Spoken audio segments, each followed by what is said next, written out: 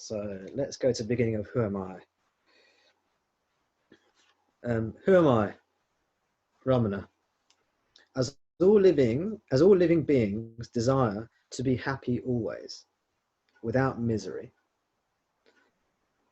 As in the case of everyone, there is observed supreme love for oneself. And as happiness alone is the cause for love, in order to gain that happiness which is one's nature, I like this bit especially, in order to gain the happiness which is one's nature, and which is experienced in the state of deep sleep where there is no mind, one should know oneself. Now that is an awfully long sentence, with lots of stuff in that one sentence. But what the first line says is all living beings desire to be happy always. And then it qualifies this. It says without misery, just in case you weren't sure what that meant. But I like that because it tells you very clearly that that's what you're desiring. You're desiring to be happy always, without misery. Now, Ramana says that is your nature. And to know it, self-inquiry is the best way. But he also says that that happiness is felt by everyone in deep sleep when there is no mind. This gives you an idea of how this happiness is. It's not the normal happiness that you might think of. It's the deep peace of deep sleep. To put it differently, it's the peace of death whilst alive. You know? It's when there's no mind. This is what we search for. We search for the mind to end. That's what we really want. When the mind ends, what you are is.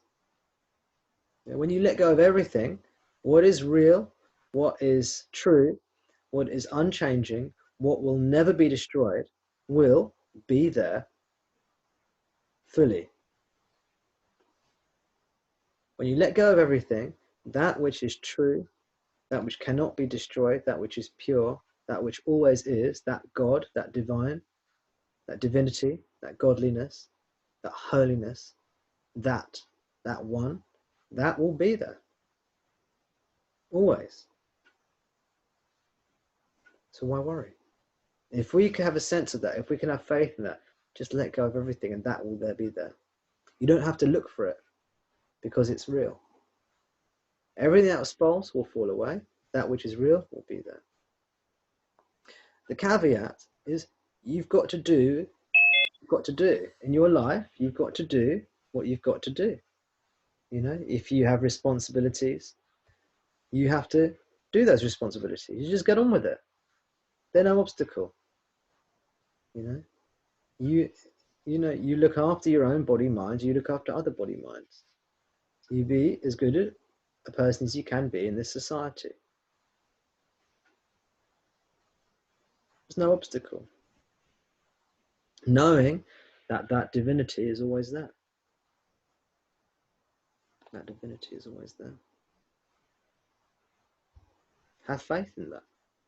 These teachings ultimately, with lots of logical aspects of teachings, and that will speak to the logical, rational mind. The point of these rational arguments and these logical arguments in the teachings are to give you faith that what they're saying is true.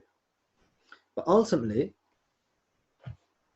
and to also help you to become still, to help the mind to let go and surrender. But ultimately, you cannot prove this logically. So you have to open yourself up to something else. That can't be taught.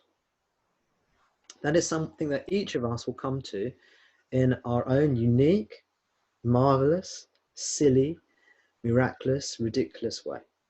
Yeah? For some of us, it will be miraculous. For some of us, it will be ridiculous and farcical, how this happened. You can't predict it. You couldn't dream it up. You know?